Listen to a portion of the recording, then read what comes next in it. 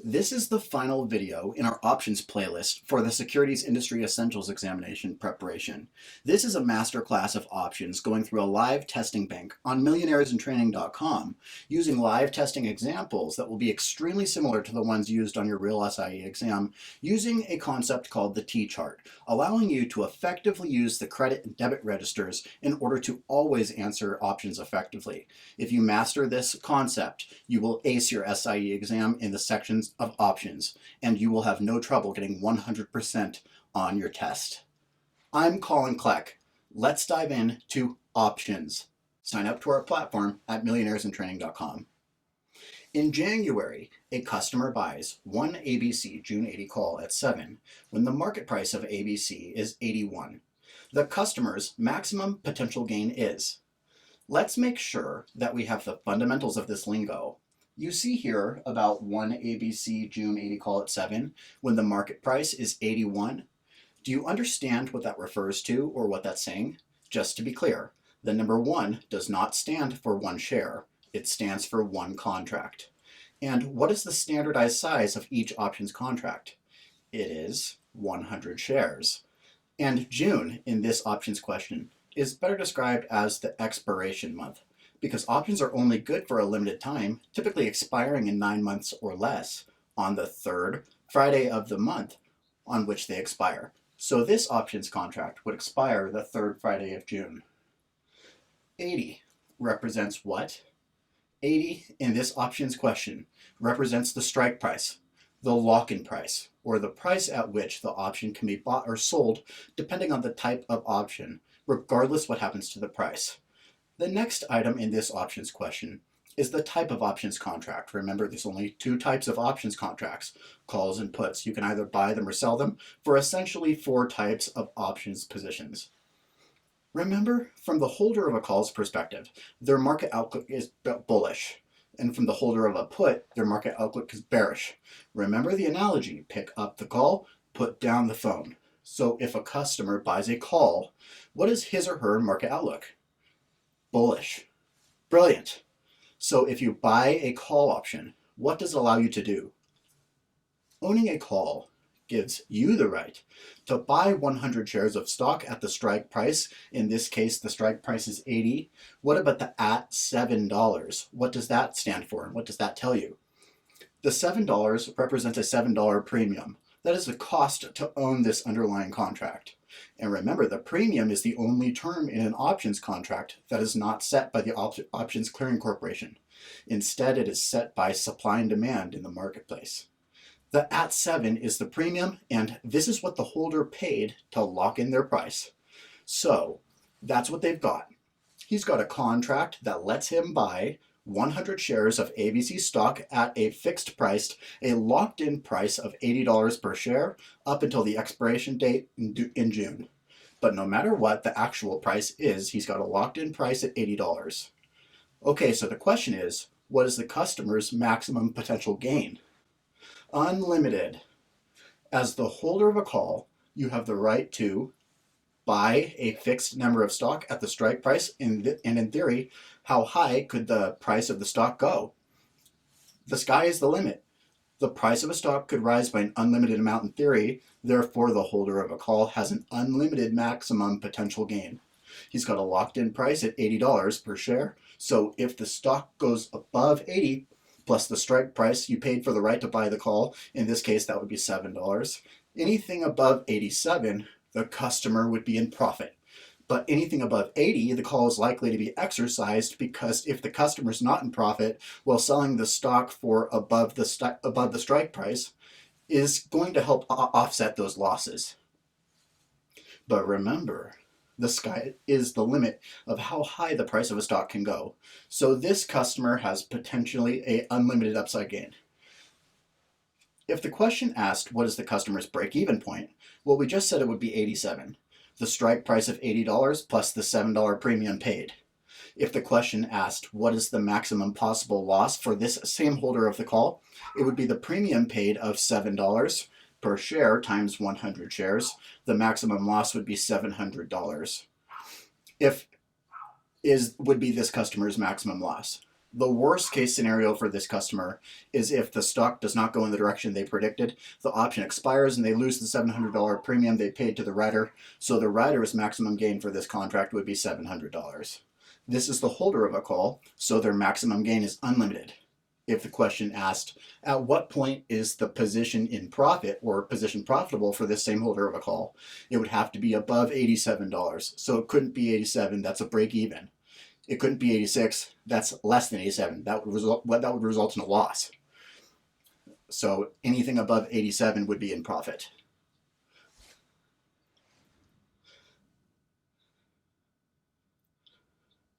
Anything above 87 would be the point at which the position is in profit. Question 2. The maximum gain for the holder of a call is. This question is very similar to the last one. Take a minute to read the answer choices. Take your time. You should be able to get this one. What is the answer? The maximum gain for the holder of a call is unlimited. See if you can explain to me why this is the case before moving forward to the next question. Review the previous answer for a clearer explanation. Question 3. The maximum gain for the writer of a call is. Remember that the writer doesn't exercise the contract, ever. The writer is the seller, so it can't be the strike price plus the premium received, which eliminates answer choices D and C. The seller of a call option is the one who collects the premium. The writer doesn't have an unlimited gain, eliminating choice B. Remember, what has the writer done? The writer sold the contract, giving somebody else the right to buy the stock from them at the strike price. What did they receive in exchange for doing this? They were paid 100% of the premium. So the best case scenario for the writer is if the option is never worth anything, never gets used, it never goes in the money, the option contract expires, it doesn't get exercised by the holder, and the writer gets to keep the premium received. So the holder locks in their price, but if the market price is less than that, they're never going to use the option, so they're never going to have to live up to the obligation that they agreed to. The option will expire. That's the best case scenario for the writer of a call or a put. So the maximum gain for the writer of a call is the premium received.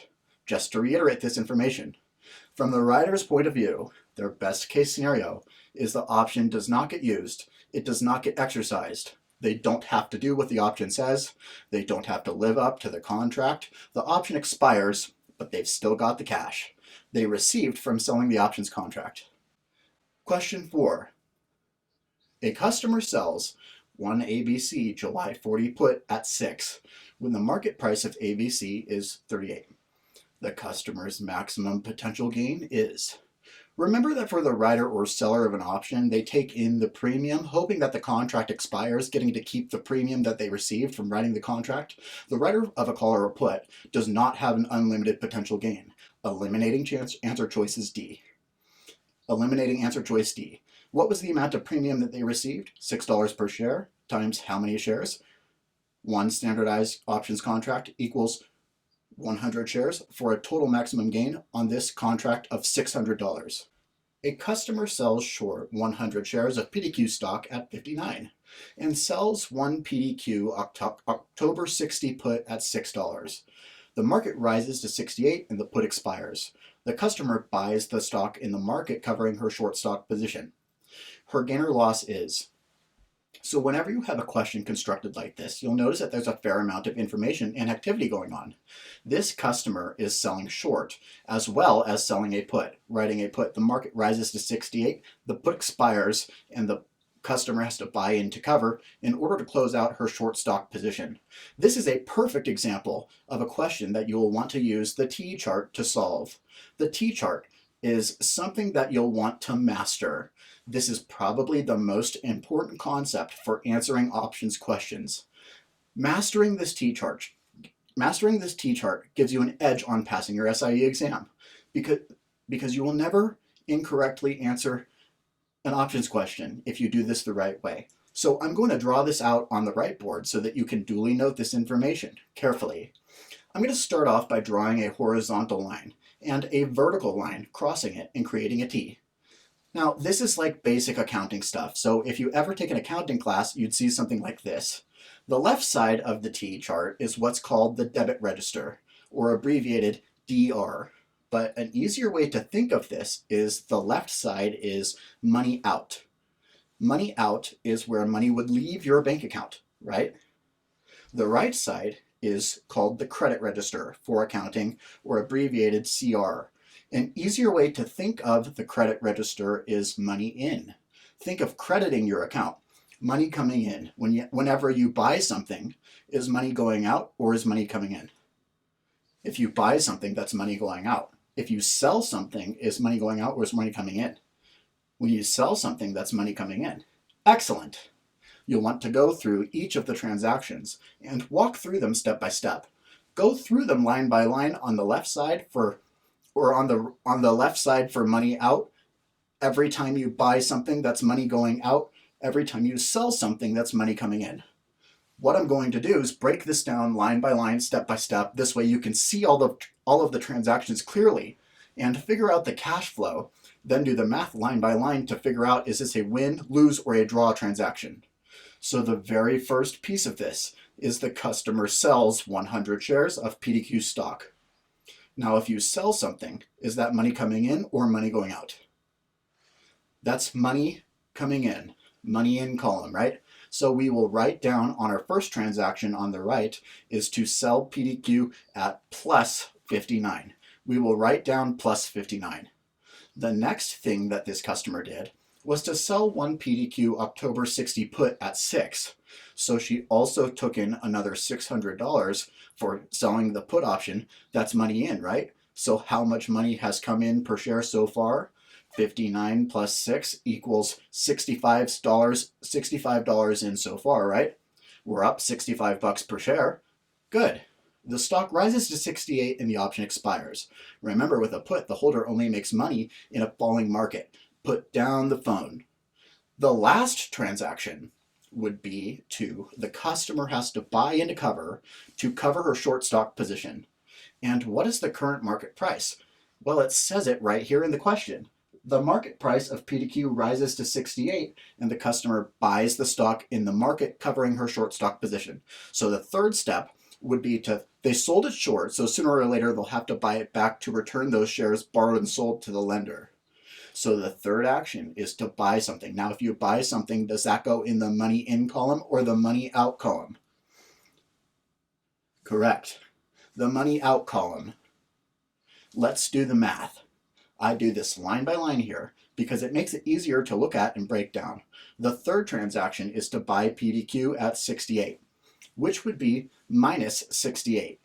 So the option expires. The holder does not exercise the option. It just goes away. They get to keep the premium. So these are all the transactions. The question becomes, did they win, lose, or draw on this transaction? So how much money came in total? $65 come in. 59 came in when she sold short the stock, and $6 came in per share for selling the put option, for a total of $65 in. And now on the money out column, how much money went out? $68 went out. So grand total, bottom line, did they win, lose, or draw? In this case, more money went out than came in. So $65 came in and $68 went out, resulting in negative $3 per share times 100 shares for a total loss on this options contract of $300.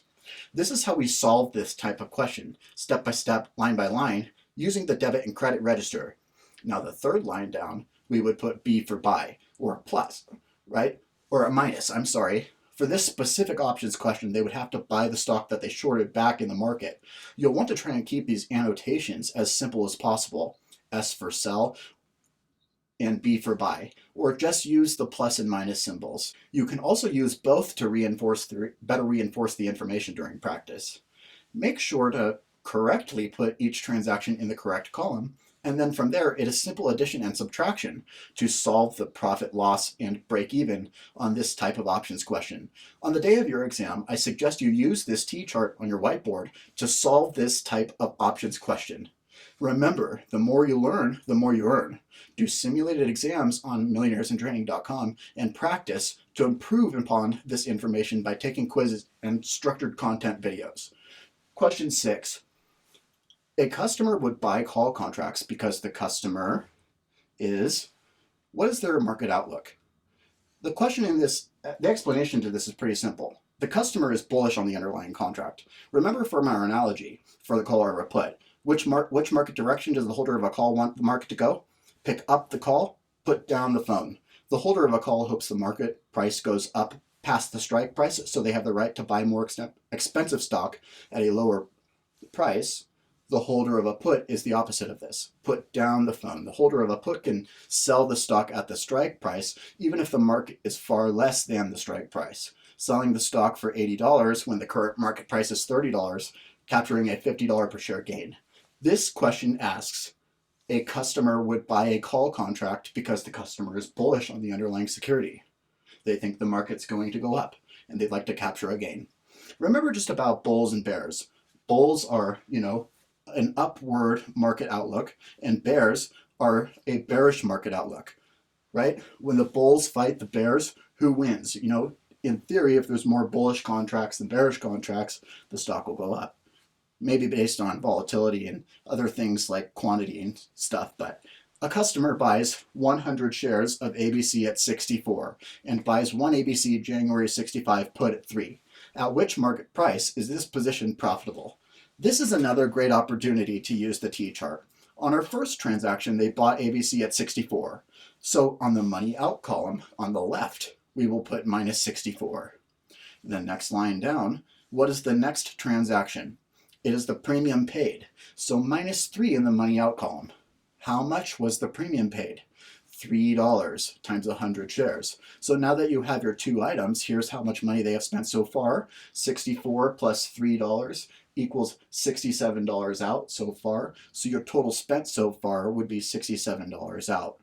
So out of these answer choices, which answer choice would be profitable? So they bought ABC stock at 64.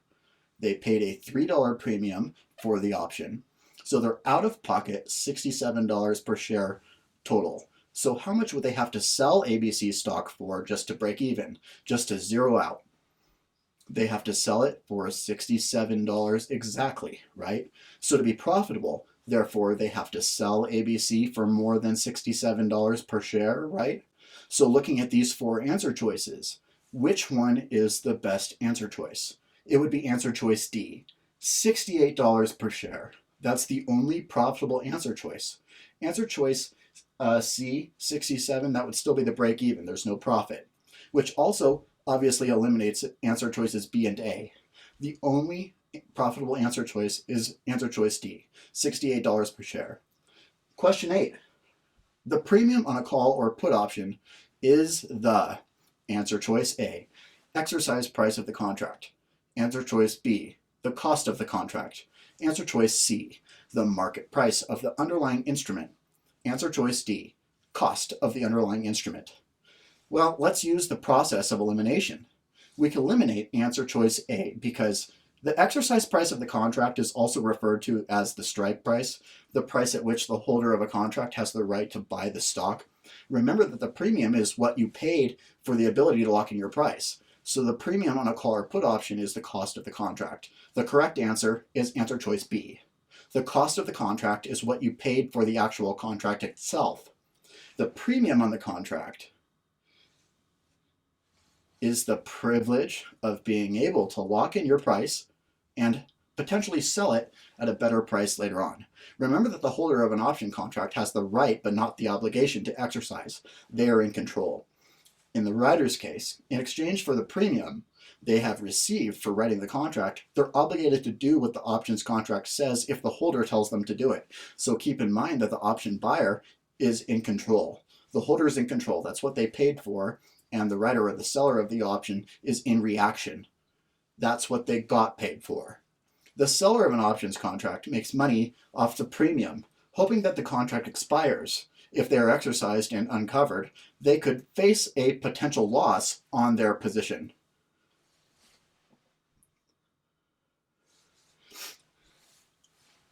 Question 9. On the same day in a margin account, a customer sells short 100 shares of ABC at 44 and buys one ABC January 45 call at $2.50. If the market price of ABC rises to 50 and the customer exercises the call, the result would be the first transaction we have here is the customer sells short 100 shares of ABC at $44 per share. So when shorting, remember, you're selling securities that you do not own. You're borrowing securities from your broker to sell immediately in the market, hoping the price of the stock declines so you can buy the stock back at a lower price and keep the difference in profit from what you sold it for and bought it back for and returned it for. So our first transaction is the customer sold short 100 shares at $44 per share.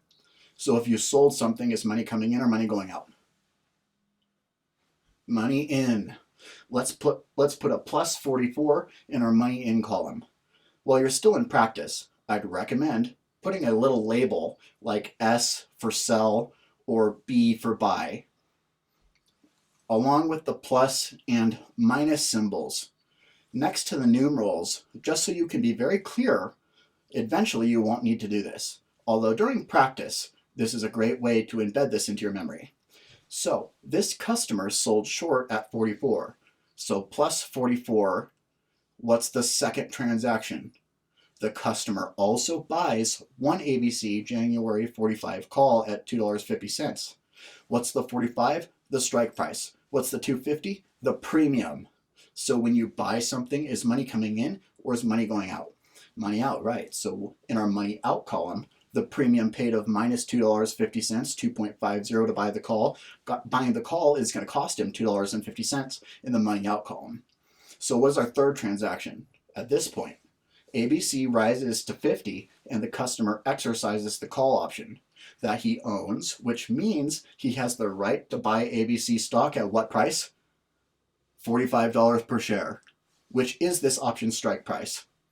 Line item 3 is to buy ABC at 45. So we'll put a minus 45 in the money out column when you buy something that goes in the money out column. So now that we have all 3 transactions laid out, we need to figure out, is this a win, loss, or a draw? So how much money total came in and how much total money went out? This customer had a total of $47.50 out and $44 in. Less money came in than went out. 44 minus 47.5 equals negative 3.5 times 100 shares for a total loss of $350. You'll want to slow this down, break this down step by step. Don't just start adding things up until you have all the transactions laid out on paper. If you understand what we are learning here, no options question will ever stump you. What is the maximum potential loss for a customer who is short 100 shares of ABC stock at 39 and short one January ABC 39 put at $6? So what is the first transaction that occurs in this options equation? The customer sells short 100 shares of ABC stock at 39. Remember, when you sell something, is money coming in or money going out? When you sell something, it's money in. So plus 39 for our first transaction in the money in column. And our second transaction is the customer shorted or sold one ABC put at $6. Again, selling and receiving $6, the premium exchange for selling the put. So they sold the stock short at 39 and sold a put option at 6. So the question is, what is their maximum potential loss? Let me ask you this first off. They sold the stock short, so having sold the stock short or borrowed, we will eventually have to buy the stock back. If the stock goes up higher than 39 and he has to buy it back later at a higher price, would they make money or lose money on this transaction? Well, they lose money. This customer would lose money. For example, if the stock goes to 50, you're short at 39, you have to buy it back at 50.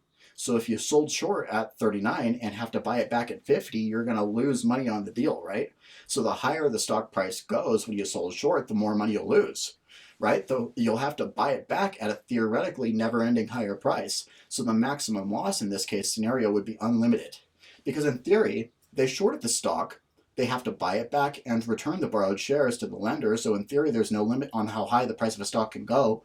So a market move against them has potentially an unlimited loss.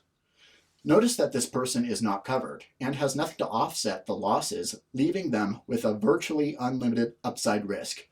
One additional point to add is this customer sold a put, so they collected an extra $6 per share times 100 shares. So if the market moves against them, whatever the market price is that they have to buy back in the market in order to close out their short stock position, they have to buy into cover, right? So the $6 softens the impact and offsets the losses. So let's say, for example, that he buys it back at 43. Let's go ahead and pull up another T-chart. So our third line item would be he needs to buy into cover at 43. So in this scenario, would they have made or lost money? Let's add it all up. How much money came in total and how much money went out. There was $45 coming in total, plus 39 for the stock and plus 6 for the premium. So that's a total of $45 coming in.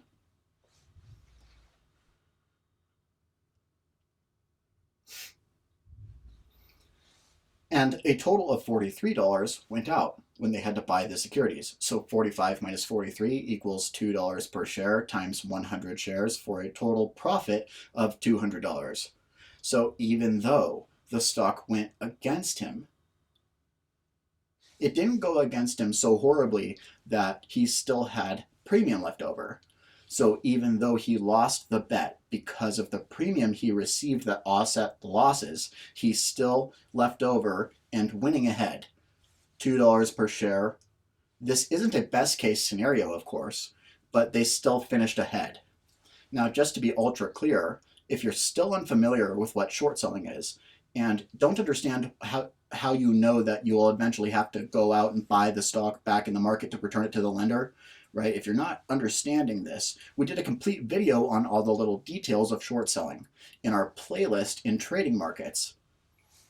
Essentially, you sell the stock short with the intention of buying it back.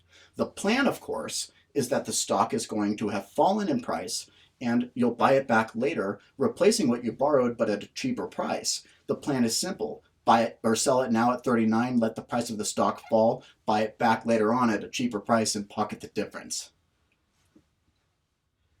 Question 11. A customer buys 100 shares of XYZ at 49 and buys one XYZ January 50 put at $5. The maximum potential gain is unlimited. Did buying the put option affect that this was an unlimited potential gain? No, it did not. The holder of this contract bought 100 shares of XYZ at 49. So they're holding the stock, they're long the stock, and the price of the stock could rise unlimitedly. Buying a put option, in this case, basically just locked in a sell price at 50, so that no matter what happens, if XYZ falls, he can still sell it out at 50. If it keeps going up, though, the more money he's going to make. This is a classic hedging strategy. You'll notice with the hedging strategy that they already own a position in the underlying stock, and then they purchase an option to go with it, against it. They kind of purchase it as disaster insurance. They do this to limit their losses on a long stock position or protect profits or in order to know what their worst case scenario is. Next question, question 12. The most efficient way for a client to hedge a broadly diversified, a large $2.5 million stock position is to. Okay, so we just reviewed that the word hedge means protection. I can immediately eliminate answer choices A, C, answer choices A and D. Buying a put contract on the individual selection of the portfolio seems like a lot of work and possibly incredibly expensive. Selling short the exact same positions as that are held in the positions also seems like a lot of work. Selling long the exact same stock positions that are held in the portfolio, well, that's selling shares that you own, liquidating an existing position. That doesn't hedge anything. That's liquidating an existing position. Our best answer choice is answer B, to buy SPX 2500 put options. SPX is the abbreviation for the Standard & Poor's 500 index, the top 500 performing companies trading in the stock market. So by buying these put options, they can limit their losses That way, if the market does go down, they can sell these put options and collect the difference between what the actual value of the S&P 500 index is versus the strike price of their option. So that way, if the market goes down, the portfolio goes down, and then they can exercise these options and capture the difference. Answer B is our answer choice. Next question. Buying a put on a stock position held long is a suitable strategy when the market is expected to. Answer choice A, rise sharply. Answer choice B, rise moderately. Answer choice C, during consolidation. Answer choice D, fall sharply. The best answer choice is answer D, fall sharply. Remember, put down the phone. If the market does fall and he's got a fixed price that he can sell the stock at higher than the current market value, buying a put option is a way to speculate in a bearish market. When you expect the market to fall sharply, you own a put. This allows you to still have a locked-in price at which you can sell the security. Next question. A customer sells one ABC February 40 call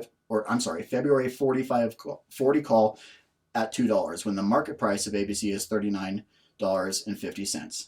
The break-even point is, let's start this question with a T-chart. Transaction 1 is that they sold a call option with a $2 premium.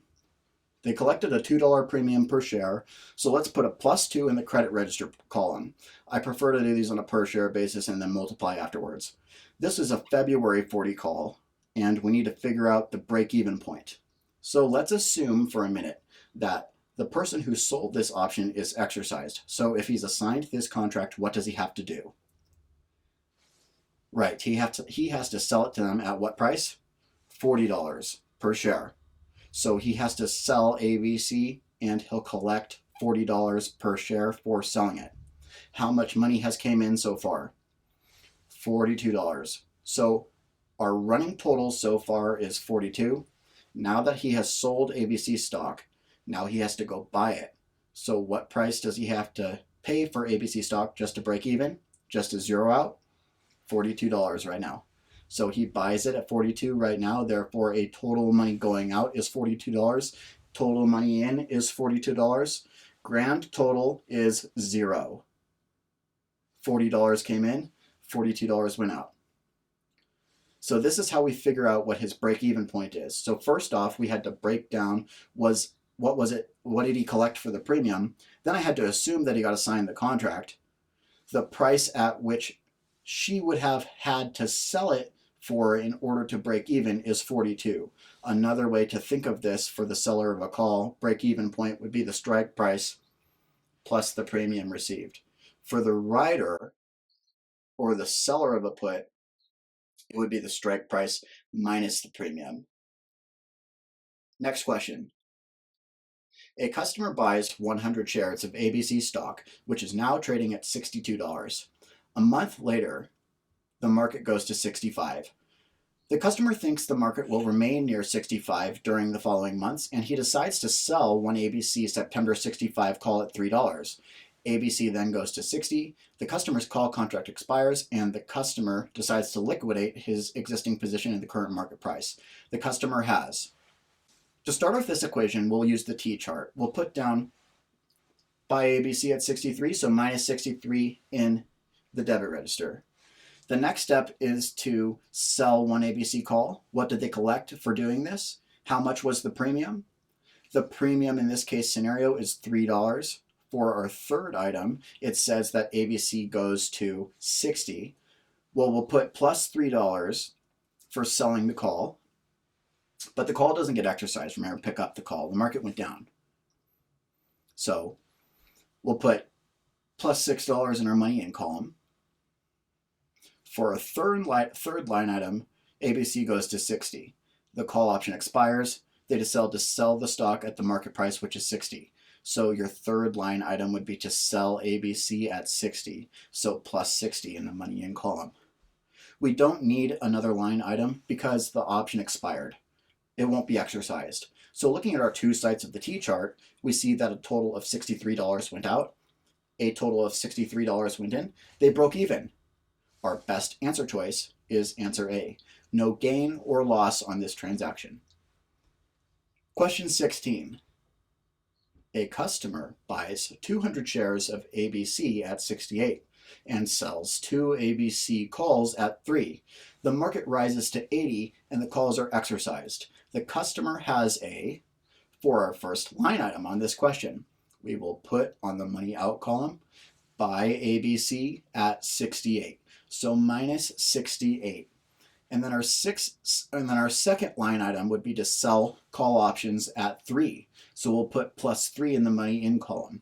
The next thing that happened is that the stock went to 80 and the options were exercised. So when they exercised, remember, this person sold the call options. So he's required to do what? Sell the stock to the exerciser at the strike price. And what is the strike price in this example? $70 per share. So this customer sold at 70. So that would be plus 70 in the money in column. So a total of $73 came in and $68 went out. So bottom line, how much did they win or lose per share? They are up $5 per share. So you may think that the answer choice would be $500, but how many options contracts did this person buy? 2 contracts. So we have to multiply that $5 times 200 for a total gain on this transaction of $1,000. This customer is up $1,000 on his position for a total of a $1,000 gain on this transaction. Question 17. On the same day in a margin account, a customer sells short 100 shares of ABC at 43 and buys one ABC January 45 call at $4. The customer will break even at. So the first step is to draw out the T-chart.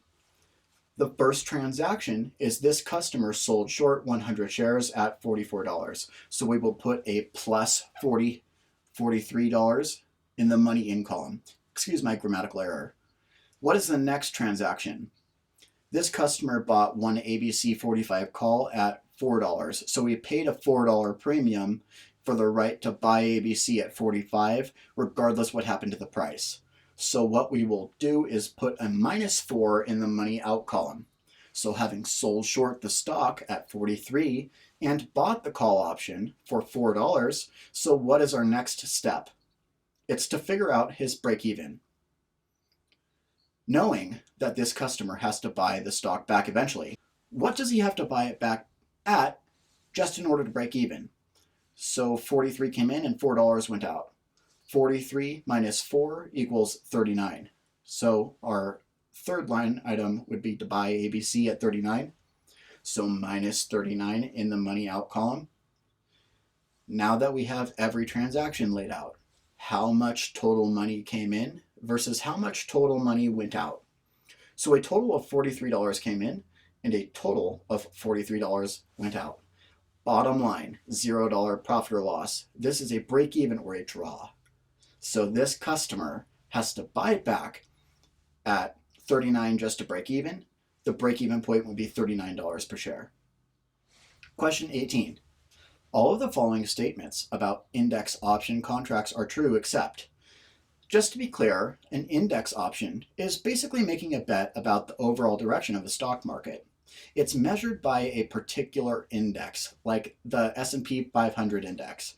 Our question is asking us to find 3 truths and a lie. It wants us to pick out the lie. It says all of the following statements about index options contracts are true except. Let's use the process of elimination based on what we know. Answer choice A says that there are standardized contracts listed by the Options Clearing Corporation. That would be true. Each option contract has a standardized size of 100 shares. 100 shares per contract. This number is set by the Options Clearing Corporation. Answer A is true. Answer B says that they're listed on exchanges and true, and they trade, right? That is true. If I buy a call option, I have 3 choices. I can exercise that option if it's in the money. I can trade that option. I can sell it to somebody else if the premium increases to a higher premium than I paid for it, or I could simply let the option expire. Answer choice B is true. Options are tradable securities. They are listed and trade on exchanges. Let's look at answer choice C. They cannot be exercised. Well, doesn't that kind of contradict what we just said, what we can do with options? We can exercise them, trade them, or let them expire. So answer choice C is false. You can exercise options. We just said that you can exercise them, didn't we? We did. So that is the false statement, our accept or our lie we're trying to pick out. A lot of the times when I buy options, it's not because I actually want to exercise them. I may, depending on the circumstances, but what most people do with options is trade them. I want to sell them for a higher price than I paid for them. But sooner or later, somebody's got to exercise if the option doesn't expire first. Answer choice C is false, and it is our answer choice. Question 19. A client believes that XYZ stock has bottomed in price and it's ready for a steep rebound. What recommendation would give the client the smallest profit if this occurs? Let's start with the process of elimination based on what we know. We can eliminate answer choice B because if this client believes that XYZ stock has bottomed and is ready for a steep rebound, that means the price is about to go back up. If the stock rebounds back upward, he's not going to make a profit by selling short now. He'll face a big old loss. Same thing with buying the put option. Answer choice A. You'll only make money if the stock goes down when you're holding a put. But this customer has thought that it's bottomed in price. They're expecting it to drive back up in price. So answer choices A and B would result in losses, not profits. Answer choice C could result in some profit. Buying the rights, that's going to move alongside the actual stock position in profit. Rights are a derivative, so if the stock goes up, the rights go up along with it. They move alongside each other. But remember, we're looking for the answer that would give the customer the smallest profit, the lowest profit, right? Using the process of elimination, we're left with answer choice D. But let's verify that this is the correct answer by what we know. Answer choice D says that buy XYZZ stock and sell an XYZZ call. So if he buys the stock and sells the call, he's pre-agreed to let the stock go to fixed price. If the price of the stock does do a steep rebound, in theory, he's kind of limiting his gain potential by pre-agreeing to sell the stock at a specified price. Because if he agrees to sell the stock at the strike price, let's say $45 per share, if it goes above 45, he's already agreed to let it go at 45, limiting his gain on the call option. So answer choices A and B would result in losses. Buying the rights, well, if the stock goes up, then the rights go up along with it, which would also be a potential unlimited profit. But by buying the stock and selling the call, he does have a limited upside profit, leaving this as our answer choice. Next question. A customer buys 100 shares of XYZ at 49 and buys one XYZ January 50 put at 5. The customer's maximum potential loss is. Let's break this down. First off, this customer bought the stock. You can't lose more than you put into it. Let's open up the T-chart and start with our first transaction of buying the stock at 49. So let's put a minus 49 in our debit register. Money out column. The second thing that this customer did was buy a put option at $5. So once again, when you buy something, is money coming in or money going out? When you buy something, money is going out. So we'll put minus 5 in the money out column. So we have a total money out of $54 spent so far. Now, maximum potential loss. What is his worst case scenario here? The stock falls to 0 would be the worst case scenario. So he bought the stock and then bought a put option to go with it. Why does he buy a put option? So if he buys a put option, what does that let him do? It lets him sell the stock above market value if the stock goes down. And specifically, he has the right to sell it at $50 per share, no matter what happens to the price. No matter what happens, he can sell it at 50. So in this case, this customer's worst case scenario is ABC drops to 0 overnight. ABC declares bankruptcy. The stock is worthless, but he can still sell it at $50 per share. So his worst case scenario is he exercises the put option and sells it at 50. So looking at the T chart, line item number 3 would be to sell ABC at 50. So plus 50 in the money in column.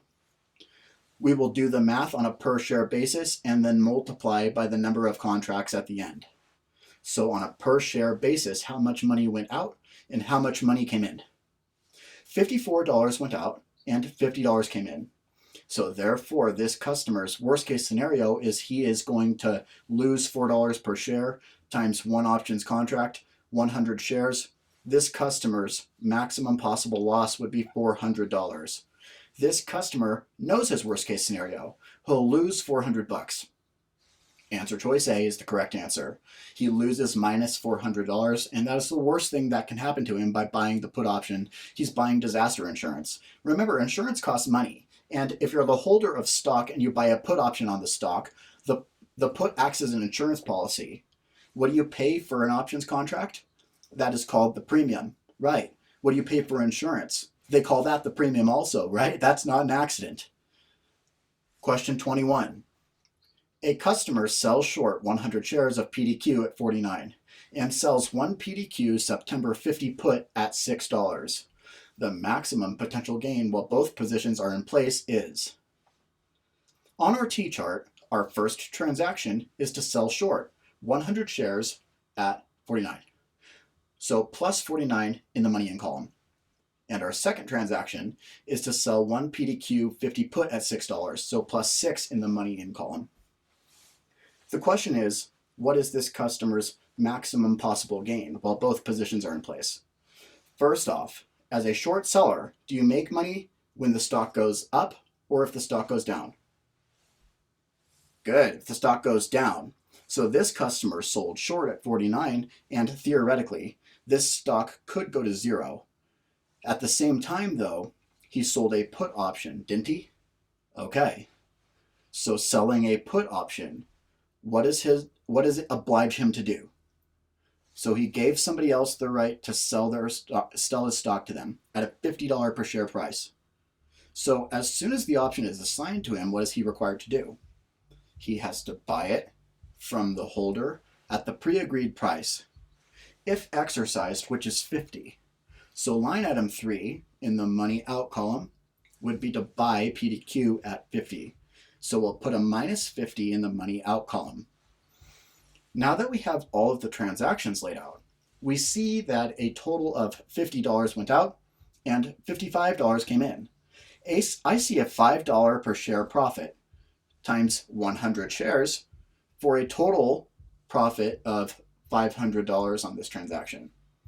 So for questions like this, having sold this put option at 50 strike price, if ABC is less than 50 by the expiration date, he's going to have to buy it from somebody at 50. He sold the stock short at 49 and he'll have to buy it back at 50. That's a $1 per share loss right there. But this customer also collected a $6 premium in exchange for selling the contract. This customer's total gain is $500. Next question. A customer owns 5 ABC convertible bonds convertible into common stock at a 20-to-1 ratio. The common stock is currently trading at $21. The customer believes that the stock will rise during the next 6 months, but does not think that it will rise above $45 per share. The customer wishes to use options to profit from his belief, but wishes to minimize any additional capital outlay. Which strategy is the best recommendation for this customer? This customer wants to profit but minimize any additional capital outlay. If we look at answer choice A, if this customer were to buy the January 45 call, he's basically betting that the price of the stock will be more than 45 by January. But this customer does not think that the price of the stock will be above 45 stated in the question. So a January 45 call wouldn't make any sense here, eliminating answer choice A. But if he sells one ABC January 45 call, he's given somebody else the right to buy the stock from him at 45, but he doesn't think it's going to hit 45. So he'll figure he'll collect the premium and he won't have to live up to the obligation of the option. Based on this customer's overall goals and intentions, answer choice B is the correct answer.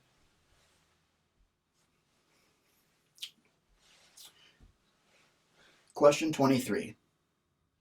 An investor sells short 200 shares of ABC stock at 60 and sells 2 ABC January 60 puts at $4 on the same day in a margin account. The break-even point is. So this customer sold short stock at 60. So in our money in column, we'll put plus 60. This customer also sold 2 January 60 puts at $4. So we'll put a plus 4 in the money in column for a total money in of $64. Note that this customer has not bought anything yet, but sold short the stock, meaning borrowed shares and then sold them, so eventually he'll have to buy the stock back in the market at 60 to close out his short stock position. So if he was to buy the stock back now, at what price would he have to buy it for, or what price would the stock have to go just for him to break even? 64. Answer choice C is our correct answer. Question 24. A customer buys 100 shares of ABC stock at 39 and sells 1 ABC January 45 call at $2 on the same day in a cash account. The customer's maximum potential gain until the option expires is. Our first transaction is this customer buys 100 shares of ABC stock at 39. So we will put a minus 39 in the money out column. This customer also sells 1 ABC January 45 call at $2, taking in the $2 premium, so we will put a plus 2 in the money in column. Assuming that the option is assigned to him, he will have to sell the stock at the strike price of $45, so there is a total of $47 in and $39 out. $8 more came in than went out for a total profit on this options contract of $800. Question 25. Regular way trades of all of the following securities follow or settle next business day except. Notice answer choices B, C, and D. Trading options contracts settle T plus 1. Remember that there's an exception to the rule on regular way settlements with government securities. They settle T plus 1, not T plus 2. Along with trading options, strips, the separate trading of registered interest and principal securities, are longer-term government-guaranteed securities. They are the U.S. government's version of zero-coupon bonds. And what is regular way settlement for government securities? It is T plus 1, the trade date plus 1 business day. So having used the process of elimination, our correct answer choice is answer. Listed stocks, which are equity securities, and regular way settlement for equities is T plus 2. They would not settle the next business day.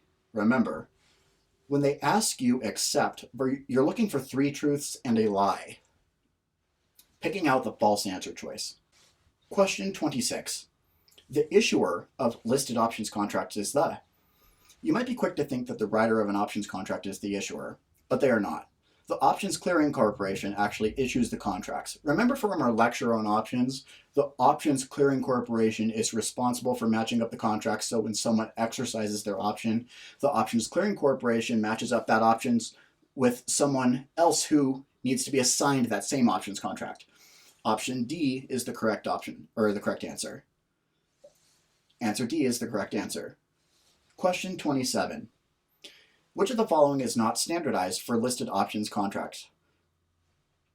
Contract size is standardized of 100 shares. Expiration date is standardized. It's the 3rd Friday of the month on the month that the option expires, Eastern Standard Time. The strike price intervals are standardized.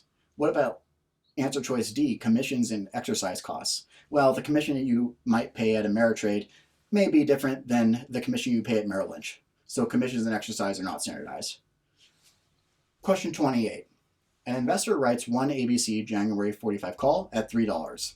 The contract subsequently is exercised. The writer is obligated to sell the stock at $45 per share. Answer choice C. Very simple and straightforward. If exercised, they have the obligation to sell the stock at $45 per share in exchange for taking in the $3 premium. Very simple. Question 29. The maximum gain for the holder of a put is, remember that puts give the holder the right to sell the stock at the strike price, put down the phone. They make money in the falling market.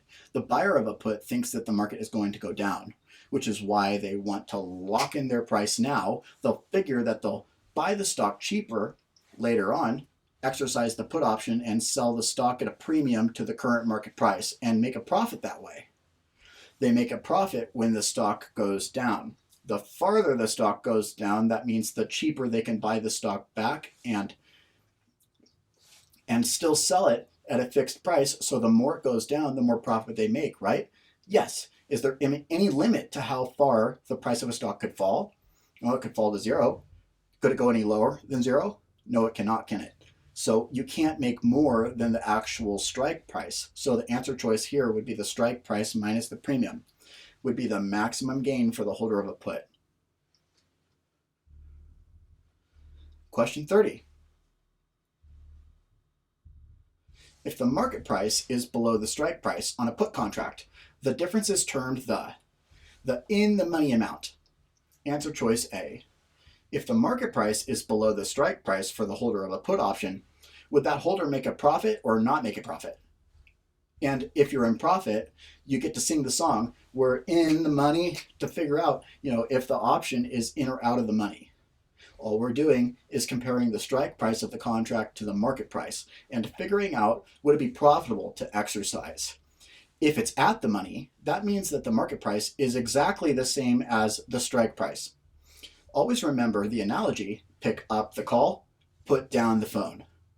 Do not take into account the premium when figuring out if an options contract carries intrinsic value.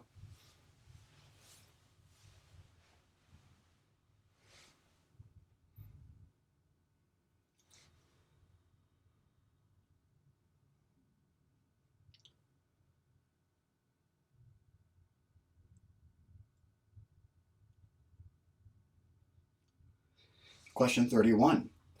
What position can an investor take to hedge a short stock position? All right, hedge is the known word for protection. The best answer choice here is answer C, buying a long call, so knowing that they'll lose money if the stock goes up. If there was a way that they could lock in their price and know what the worst case scenario is when you buy a call option, you paid to lock in your buy price. So say things don't go according to plan when you shorted. They can still buy the stock at a fixed price and limit their losses. Next question. A customer sells short 100 shares of ABC stock at $41 and buys one ABC March 45 call at $5. The maximum potential gain is. Let's pull up the T-chart. Using the T-chart, we will see that this customer sold ABC stock short at $41. So I'll put a plus 41 in the money in column. This customer also buys a March 40 call at $5. So we'll put a minus 5 in the money out column. So when you sell the stock short, what is the maximum possible gain on the short stock position? When the stock goes to zero is the maximum possible gain. When you sell the stock short, this is just from one point of view, one person's point of view, but their best case scenario is that if the company goes bankrupt, so they would buy the stock back for nothing. So looking at the T-chart, $41 came in, $5 went out. This customer is up $36 per share. 41 minus 5 equals 36 times 100 shares for a total maximum gain of $3,600. Their max gain is $3,600. Question 33. A customer buys one ABC February 40 call at $2 when the market price of ABC is $39.50. The customer's break-even point is. On the T-chart, the first transaction is to buy the call for $2. So we will put a minus 2 in the money out column. The second transaction is if he exercises this call option, he will buy the stock at $40. So that's a total of $42 out of pocket so far. The third transaction would be that he has to sell the stock. The question again is, what is his break even? So what price would he have to sell the stock for just to break even? The strike price of $40 plus the premium is $2. The answer is the strike price plus the premium is a break even of $42 per share. The fact that the price of the stock was $39.50 is irrelevant to the question, right? This isn't a relevant detail. It has nothing to do with this question. They're just using it as filler to try and distract you from the actual question and answer choice. Question 34. The Options Clearing Corporation is responsible for all of the following except Standardization of listed options contracts. Yes. What about setting the premium of listed options contracts? Answer B. Answer choice B should stand out to you. What is the only term of an option that is not set by the Options Clearing Corporation? It is the premium, and it is set by forces of supply and demand in the marketplace. Answer choice B is the correct answer. Answer choice D, C, and A are all correct. Remember what the Options Clearing Corporation does is they are called the back office. So that's what a clearing corporation does, is they clear all the transactions. So if someone exercises their option, the Options Clearing Corporation matches them with somebody who wrote the same option.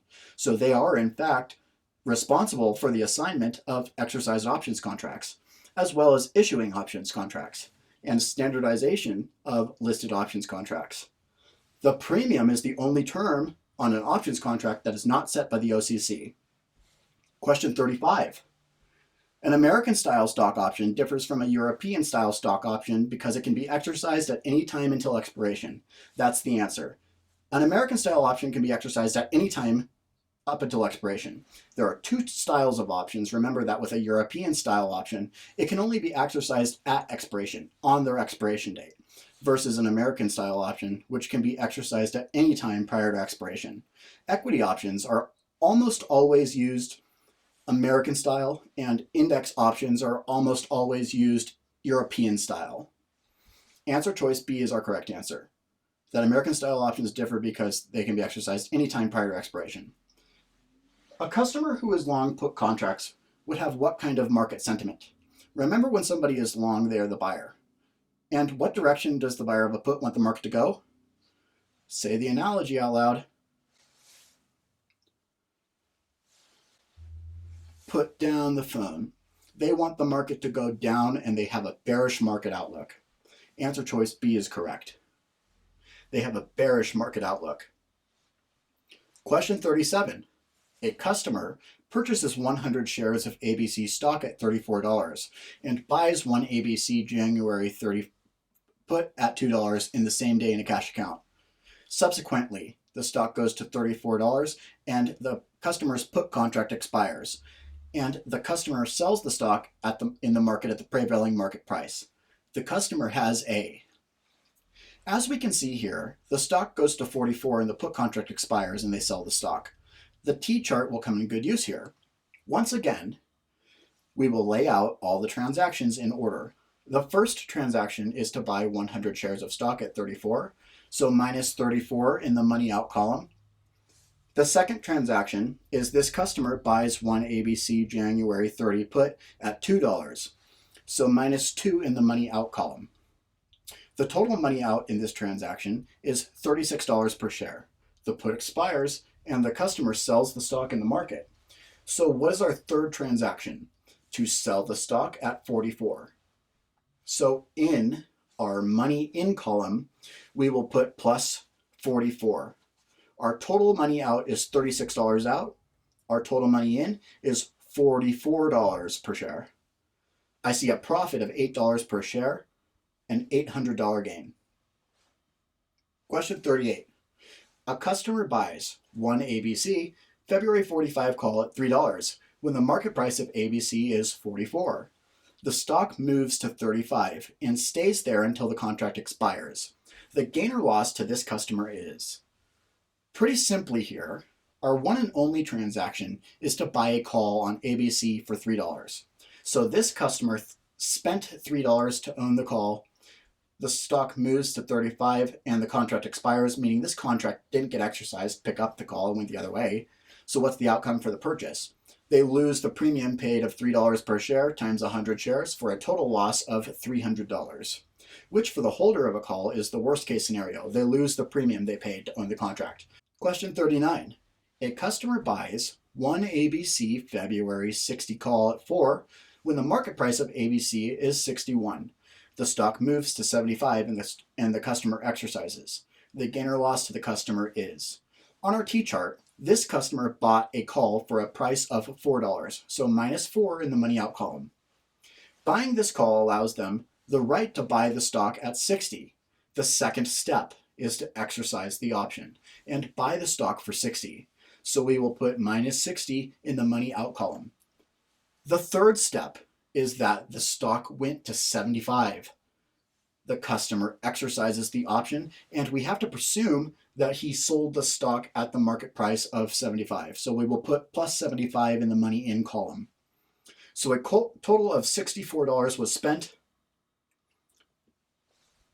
A total of $75 came in. What is the difference? $11 per share times how many shares? 100 shares, for a total gain of $1,100 on this transaction. Final question, question 40. What are the profit/loss characteristics of taking a long call position? It would be unlimited upside potential because the stock can rise by an unlimited amount in theory, and you can always exercise the stock at the strike price, and there's no limit to how high the price of a stock can go. The characteristics of taking a long stock position would also include limited downside risk. The maximum risk is the premium you're paying in order to own the contract. So answer choice B is correct. The correct answer is a long call position has an unlimited upside profit and a limited downside loss.